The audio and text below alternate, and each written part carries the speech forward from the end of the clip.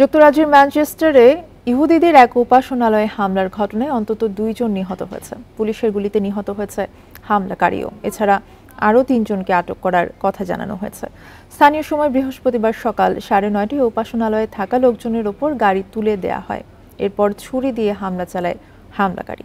Police এক বিবৃতিতে জানায়, হামলাকারী হল 35 বছর বয়সী সিরিয়ান বংশোদ্ভূত এবং ব্রিটিশ নাগরিক জিহাদ আল শামি। তার কাছে বোমা সদৃশ্য বস্তু থাকতে পারে এমন শঙ্কা ছিল পুলিশের। একে গুরুতর ঘটনা আখ্যা দিয়েছেন ম্যানচেস্টারের মেয়র অ্যান্ডি বার্নহাম। এদিকে ব্রিটেনে বাড়তে থাকা ইহুদি বিদ্বেষী আচরণ কাটিয়ে ওঠার আহ্বান জানিয়েছেন দেশটির প্রধানমন্ত্রী কিয়ার স্টারমার।